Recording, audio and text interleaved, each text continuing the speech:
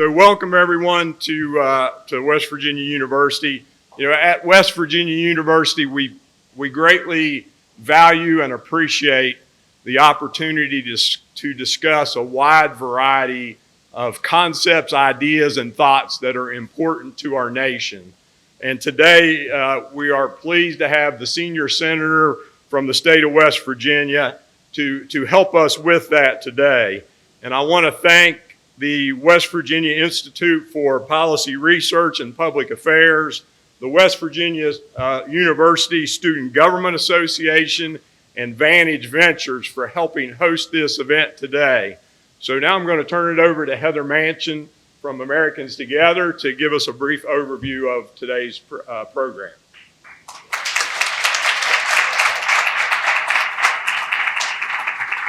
Hi there, welcome, thank you. Thank you, General, and Sarah and Travis, thank you for making this possible. We have had the fortune of traveling around the country, and it's amazing to see how many people are just interested in coming together, and that's what Americans Together is all about. We started this organization a few months ago to see if we could mobilize the middle and give the center a voice that's been drowned by the extremes. And we have found a lot of people eager and interested to get involved. We hope to continue to spread that through events like today. So we appreciate you joining us. We appreciate getting involved. You can go to americanstogether.com and find out more and join the community. And so with all of that, we've had the fortune of having Senator Manchin, or Dad, be our #1 champion in this effort. No one has put a face to common sense politics, to the sensible majority more than he has. And so join me in welcoming Senator Manchin.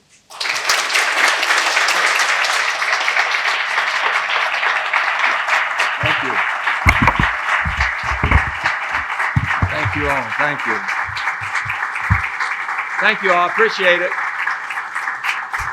It's always good to be home, isn't it? Always good. It's where I started. Gail and I started our family, and kids were all born here, and Mary Jo and all of us who started back in the mid-'60s at WVU, and now coming back home again. To have the family here means an awful lot. My wife Gail is with me, and then we have my son Joe and Tracy. Kelsey's here. Our whole team is with us here.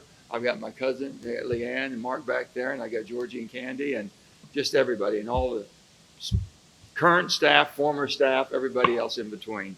As you may know, and I think Heather just mentioned, we've been traveling around the country with Americans Together, and people want to know what this is all about, and it truly is about having a voice for the sensible middle.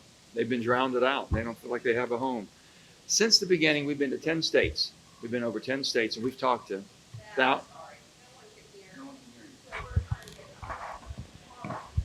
There's no microphone? Oh, I'm sorry. That's not a mic. Is this supposed to be a microphone? Oh, you want me to handle this one? Hold this one up? This is a hell of an optic here, isn't it, gang? Like I got a beer mug while I'm speaking. There's got to be something better. That's it. What? That's not on. That's a fake. Okay. Well, I'll do the best. Is that better? Guys, hold your head down if you have to. I'm going to go ahead and get through this. We really did start this journey a long time ago. And what we really found out is in this room, we're not as divided as they want you to believe in Washington. It's truly an art of what they've been able to do and how they've divided us as a country and thinking, well, you got to pick a side. And what I've said so many times, they've weaponized the political process. And when I say they, it's the Washington, D.C. political party system has been weaponized. The Democratic Party is a business and the Republican Party is a business. There's no other way to mince words. And by weaponizing it, what side are you on? There's only one side, the American side. There's not a Democrat side or Republican side. There might be opponents who have different ideas, but we should all be identifying the same problem and trying to fix it. And we're not getting that now, because that is not the mode. But what's even worse than that? They've normalized hatred. Not only are you supposed to be opposed and pick your side, you're supposed to hate the other side. and do everything you can to destroy it. It's not who we are as Americans, not who we've ever been. You can't just disagree anymore across the aisle and say, well, I respectfully disagree. How many times have you heard anything on television? I just respectfully disagree. Words not spoken anymore. Civility, even decorum, everything's gone. So, the political parties, as I've just said, are truly, I believe, and I've been there for 14 years, not in it to solve the problems. It doesn't play to their business model. Problems is what is their business model. And if you don't solve them, your business model does much better. The amount of money that comes in to the system is unbelievable. It really is. Their profits depend really on manufacturing outrage. You think that was going? I'm getting used to this. Oh boy, we're in now. It's official. For all of you who've been recording what I've been holding the last 2 or 3 minutes, please start over. Let's scrap that. And as I said, the product is problems, so fixing them, it doesn't bear well for them. I've been directly involved in public office of some sort for 40 years. And let me tell you when I got involved, and House of Delegates was my first. Those who've been with me forever was my first. And I said, well, I want to be involved. And I didn't have any aspirations. Now, my Uncle June was very loud and forceful in the political arena. Uncle Jimmy was always out front. My dad was always in back. And I kind of enjoyed that. But I figured you can't sit in the back. You can't sit on the sidelines and say, okay, if you got something to say and if it's in your heart to do something and help people, do it. And don't be afraid of the criticism, because it comes with the territory. So I jumped and I did that one. I said, well, I'm one of 100 delegates. And I said, man, if I was a state senator, I'd be one of 34. I could help 3 times more people. I kept thinking of what can I do to help more and be involved more and do things, do good things. And then I said, boy, if I was governor, I'd be 1 of 1. I could really make things happen. Well, it didn't work out in 1996. I got defeated. And I'm thinking, well, I give it the best shot I had. And I lost an election, and Joseph was with me sitting there, and we're all, at that time, kind of torn apart. But I told him, it was my fault. I lost the election. Not one person that helped me was to blame. It was me. I didn't have a good enough campaign. I didn't work it hard enough, and I didn't have a good enough message. And I am so sick and tired of hearing politicians blame everybody that was supposed to do something for them when their name was on the ballot. It makes no sense to me at all. This is what we're getting today, and that the character of the candidates that we have is what has to change. And that can only change here. It's not changed in Washington. So as I climbed the ladder and I thought, boy, I'm really going to the big leagues now. I've got it. I'm going to the U.S. Senate. I didn't want to go. I didn't want to leave the governorship, best job I ever had, when I did become governor, because every morning I woke up, I just couldn't wait to get to work, and I didn't want to go to bed at night because I figured there's somebody else I got to help. Now I'm thinking, well, Senator Byrd, our beloved Senator Byrd, died. I had to make a decision. That was in June of 2010. I thought I was able to appoint someone for 2 years. Well, the Constitution says within 2 years of the next election. 2 years of the next election, his term was up in November 2012. 2 years from that would have been November 2010. He died in June. So we had to have a special election. I had to make a decision. My heart wasn't in it. I didn't want to do it, and I almost got beat. I can tell you when your heart's not in it, people can tell. But then my heart got in it about 2 weeks before the election because I didn't want to get beat. So I jumped in a whole nother gear and went for it. You remember the rifle ad? Anybody remember when I shot the rifle? Let me tell you how that happened, because this is the greatest story in the world. We couldn't, John Racy was a very formidable, very good opponent, very tough and strong. But just somebody I didn't believe should be representing the state of West Virginia, but yet my heart still wasn't in it. Until I saw 2 to 3 weeks out, I was only 1 point up.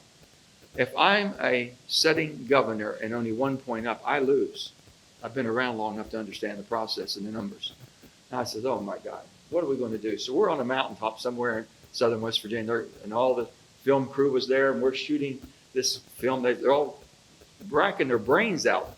What can we do? How can we stimulate? How can we get people invigorated? And I'm standing there, and we had guns for whatever. I always have guns somewhere, but we had guns, and I said, guys, I don't know what you're going to do. I'm going to walk out in the woods and shoot something. I'm just going to walk around the woods. I'm going to see something. I want to just shoot. I didn't mean shoot a person or shoot an animal. I just wanted to shoot. So they said, well, go ahead and we'll think something out. So I came out of the woods. I'll never forget, Frank. I walked out. You was there. Frank was with me. I walked out of the woods, and they said, we got an idea. I was opposed to the cap and trade, and the reason I was opposed to the cap and trade, because the cap and trade never put the resources back for more technology to find out how we could make our energy cleaner and better. So I said, I'm never for that. And they said, well, if you're not for it, then let's go ahead and shoot the bill. And I said, sounds good to me. And I'm thinking a shotgun's really going to have the effect you wanted to see. And we shot that thing with a shotgun, and it just somehow, it just didn't have the pop. It didn't have the pop. So we had a deer rifle. Remember that? I said, Frank, let's try the deer rifle. That was the shot, really. It was one of the best political ads, I think, for that year and many years to come, because it was just pointed directly. And we went up 10 points and won by 11 or so. One ad, because you know what it said? He's still Joe. Because I didn't realize, you all knew better, that Washington can capture you like nothing else. Washington can change people. And they thought, well, they're losing me. They knew they never looked at this Joe Manchin, the governor. That's Joe Manchin, the Democrat. That's Joe Manchin. But they just knew I was West Virginia Joe Manchin. And they said, nope, he's going to Washington. We lost him.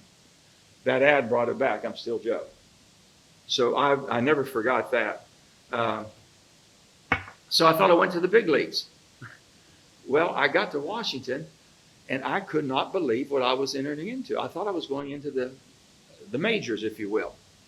And I almost felt like if I closed my eyes, I was thinking back, this is like bickering at the little leagues that you hear and see.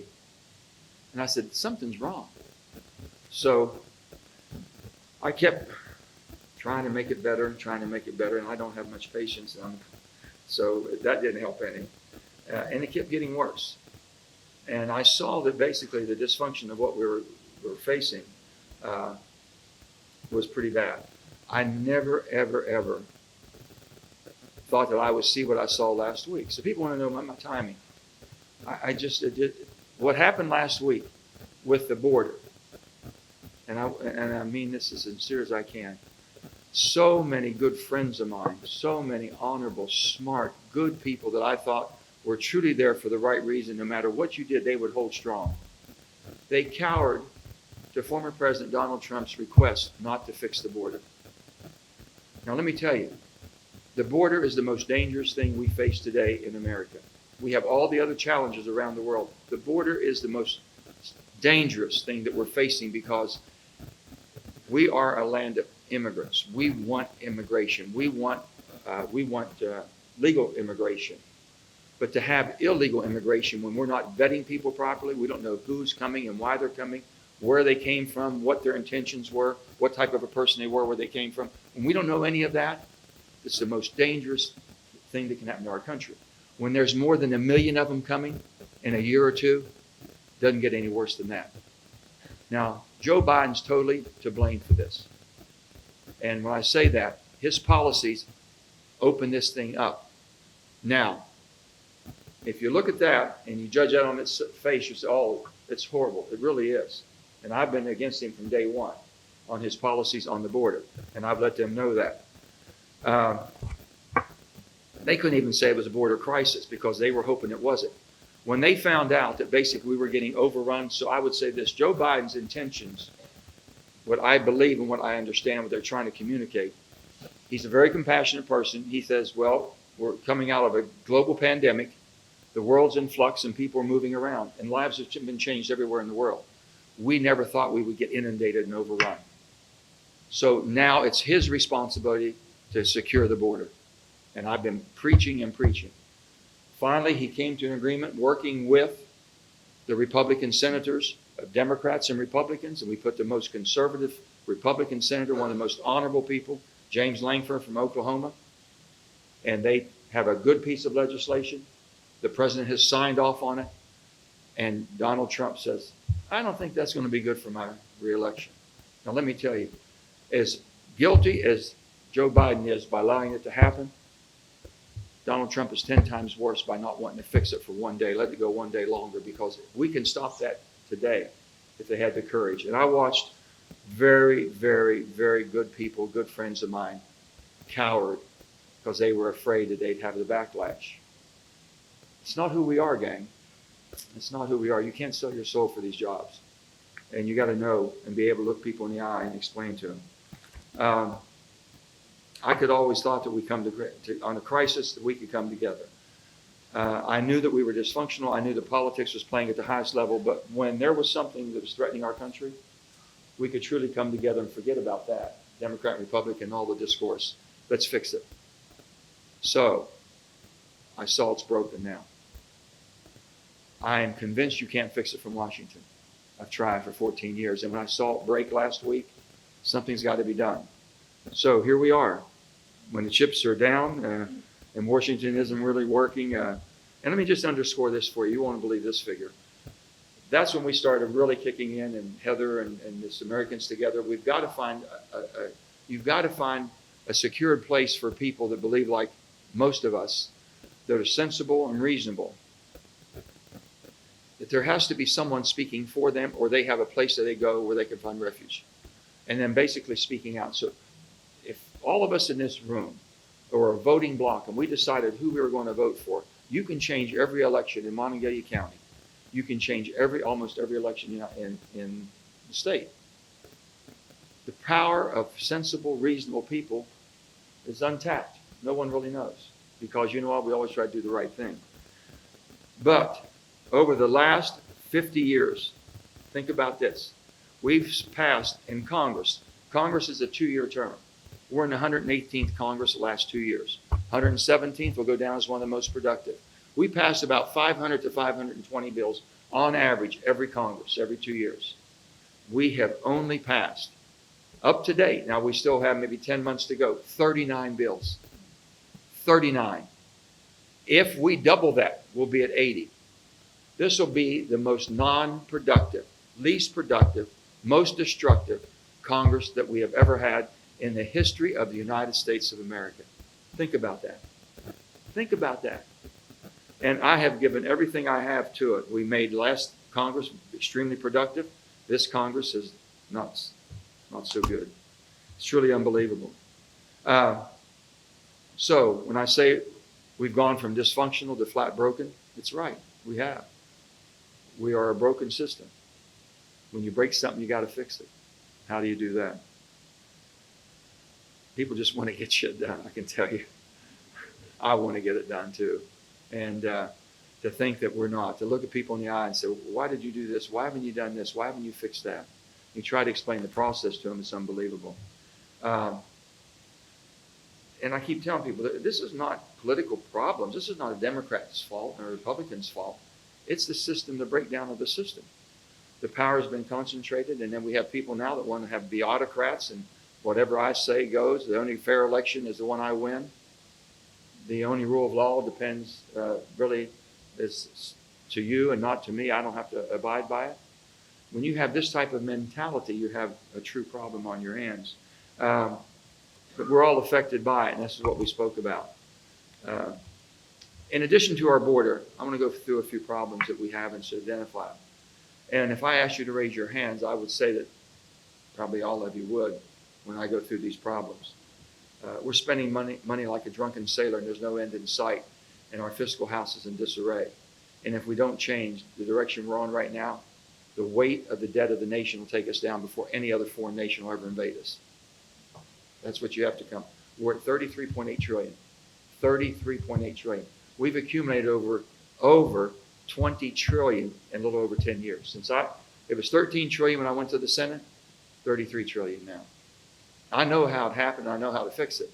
And I'm trying to get other legislators to understand it too. And it's basically you just stop the spending when the money and the CBO score, when you hit the CBO score, they tell you this is going to cost $500 million for this bill. But the bill is so popular, they know it'll probably cost more. So we have a 10-year spending authority. We end up spending the money in 3 years because it was so popular. Then we spend for 7 more years what we debt finance it for 7 more. You wonder how you accumulated so much? Because the game was being played. And no one wants to stop it because it's pretty good for their business model. I've said this, we're writing checks that our kids are never going to be able to cash. In another 2 to 3 years, we'll be spending more in just the servicing the debt of the nation than we will to defend our nation. It's unbelievable. Just think if this way, you have a mortgage on your house. Your finance charges were greater than what your mortgage payment is. You're never getting ahead, right? You keep getting further and further in the hole. It's exactly what we're doing. Energy and healthcare costs. Gail just went through a serious situation in another state, and they took wonderful care. She was in an ICU for evaluation for 2 days. The bill was $85,000. $85,000. Unbelievable. And people can't do it. When you look at food, everybody's been to this, they see me and they really take a double take. They see me and think, he's buying his own food. I said, well, hell, I like to eat. Well, I got to buy something. So I can't believe the prices. It's all doubled. It's doubled in food, and no one's doing anything about it. Think about the millions of American women who have lost their freedom by taking away and the repeal of Roe v. Wade. Roe v. Wade wasn't pro-choice enough, and it wasn't pro-life enough. But it was 50 years of precedent and law we learned to live with. We try, and we're trying again right now, just to codify Roe v. Wade so that we can navigate it. So that we can navigate it and you don't feel like that you're a criminal in your own home or your own state. It's awful. Doesn't matter what side, if you think I was raised in the pro-life. I feel very strongly about that. And I have my family, especially the women in my family, are completely opposite of that. And I respect that too. So I said, why not keep Roe v. Wade? Why are we up in the most divisive times in our country? So you think about that, and then you talk about gun violence. Who would have believed that you could go to celebrate a victory from your conquering team, such as Kansas City Chiefs, and gun violence breaks out? No red flag laws in that state. No permit, have to have a permit to carry. The police have all told us, if you allow everyone to carry a gun, you're sending us into the OK Corral shootout. And they said, well, the criminal has a gun. Well, the police will tell you, we know who we're looking for. We just don't know who else is going to pull their gun and start shooting too.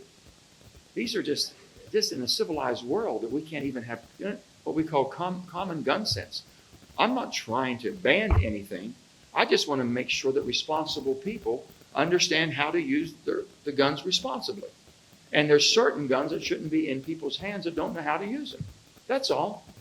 There's not too much to ask for here. And we can't get any of that passed. Now, if I asked you on what I just talked about to raise your hand, if you believe we should have common gun sense, the Roe v. Wade should be codified, and things of this, I think everybody here would raise their hand. That's what we find when we go around. Heather will tell you.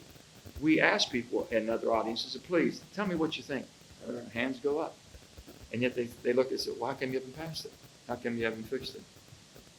So you have to basically have some basic common sense laws that are going to do common sense things.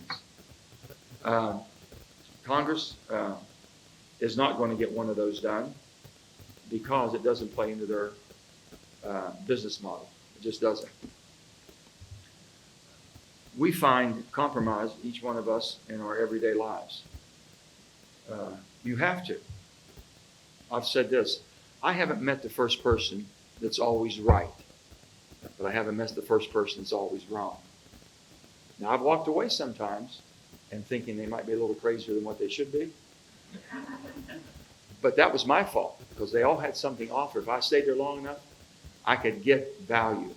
And I found that out. If I stay there long enough, you're going to help me. You're going to give me something. Now, I'll give you a perfect example.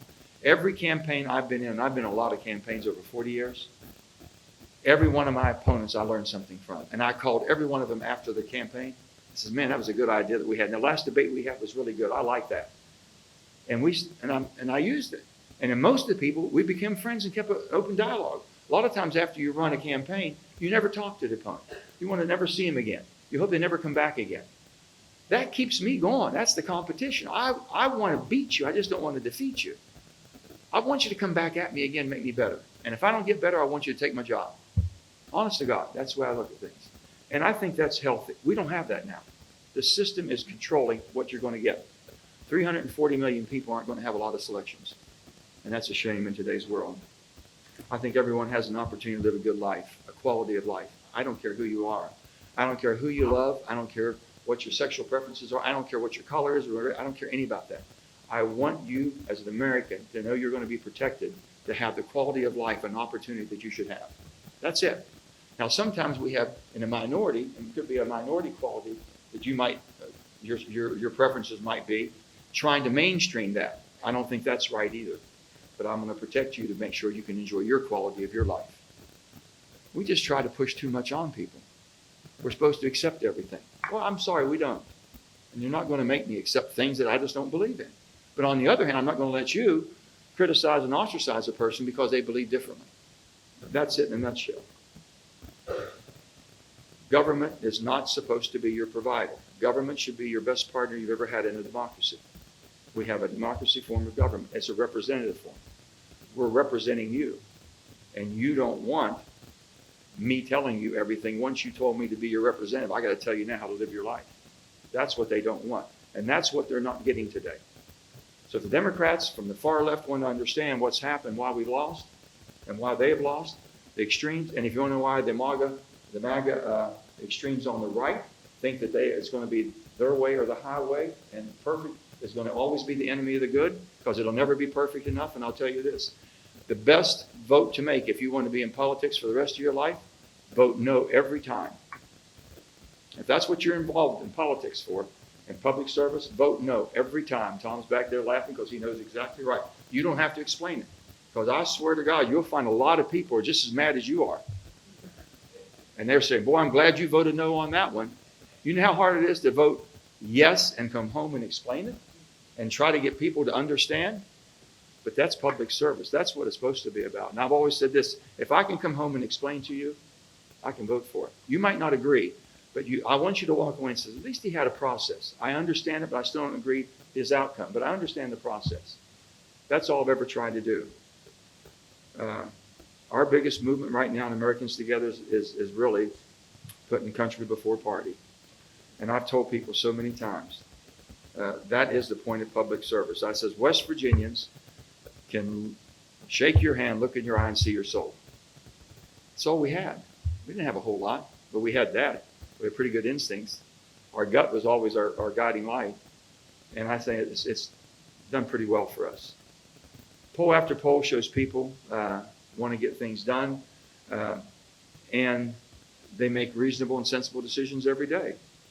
Compromise is not a four-letter word, and it's not some small group of people that believe that it is. Their small group of people turn out to be about 55 to 60% of the population of this country. You're talking 180 to 200 million people. Believe like we believe. Do the right thing. Just make sure I understand it. But it's going to take work, and that's what we're doing. The duopoly that we have right now doesn't give you the options, and it doesn't give you the ability to participate. Let me give you an example. If a person by the name of Kennedy, whose uncle was the former revered and loved John F. Kennedy, can't even participate in the Democratic primary in today's world, even though I disagree totally, he might be a little way far out on certain things, but just having the name Kennedy, being a Democrat in the most storied Democratic family, he can't participate. It tells you the system is broken. The system is controlled and broken. That's what we're talking about. And this is what's got to change. And they will not change it, because you know why? Pretty good business. They're making more money. There's more money coming into the process today, as dysfunctional as it is, because they've made you believe you've got to help me, because that's why we're not getting anything done. No, we're not getting anything done because you're not open up to them. You don't want them to participate because you might fix it. And then who gets credit for it? The rising tide lifts all ship. We all take credit for good stuff, I can tell you. But you're a real orphan when you do something wrong. So I thought long and hard, how can I have the most impact? I've really been thinking about this very hard. The Democratic Party is not the Democratic Party that I was born into and that I believed in all my life. The Republican Party is not the grand old party that I'd always looked at and admired because they wanted more streamline of government. They wanted fiscal responsibility. They wanted all the things I thought, well, that goes well with having compassion. You've got to have compassion with practicality to make it work in public service. And I always thought that, but there's not neither one of them. So why do you have 49, almost 50% of the population of America is registered independent? Why did they leave their parties? Did they leave them or did the parties leave them? And in the family, we all have our challenges. We all have disagreements from time, but we're still family. And you always want to fix it. So I'm going to continue to try to fight like the Dickens to keep fixing it, making it better.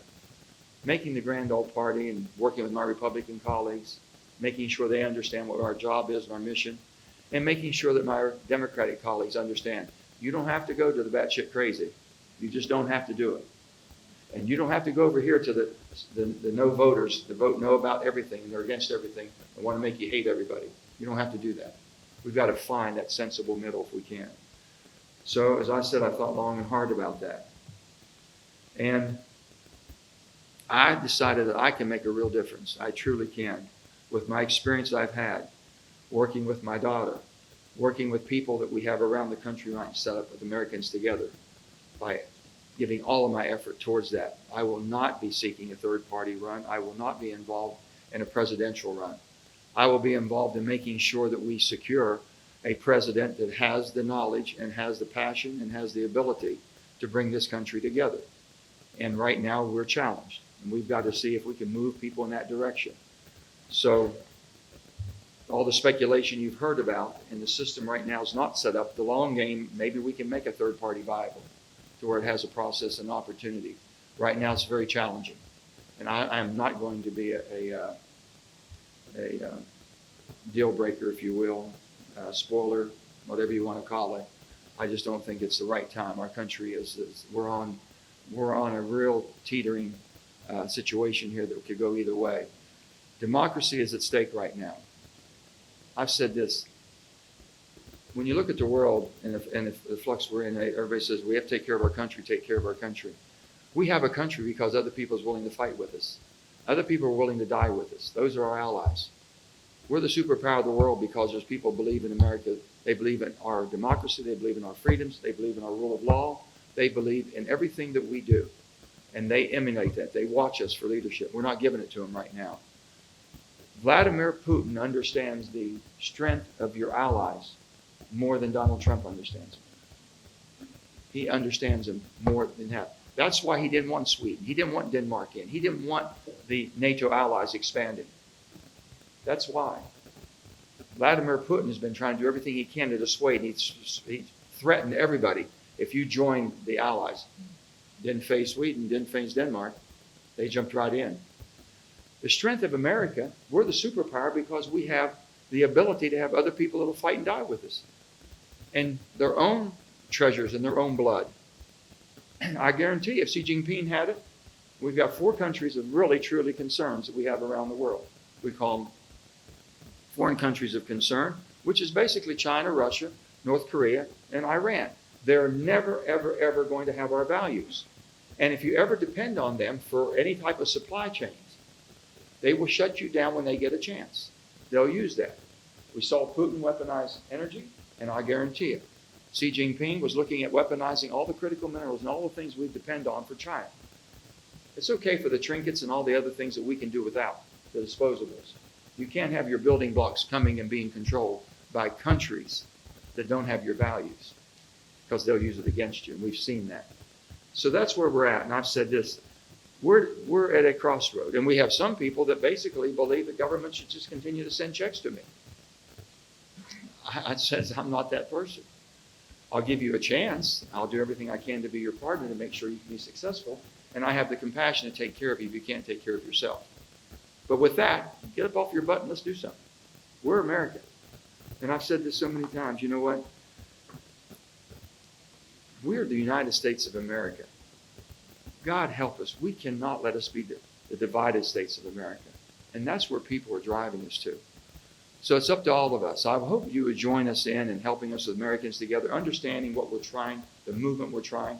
There's never been any concerted organization that's moved the middle and give them an absolute voice. Can you imagine if all of us decided who we're going to vote for president, or what type of a policy we want as far as in energy, or Roe v. Wade getting codified and things of this sort. It changes. You can basically threaten any politician you want. I'm not going to give you money. That might hurt him. You tell him you're not going to vote for him, you'll move him. You'll move him with that. You won't move him with your pocketbook, but you'll move him with your vote. And that's what we're trying to do. So God, I'm proud to be an American. I truly am. And I pledge allegiance to the United States of America. I don't pledge allegiance to the Democratic Party of America. I don't pledge allegiance to the Republican Party of America.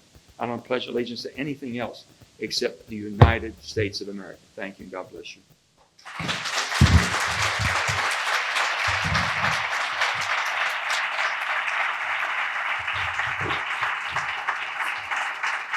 I like this one too.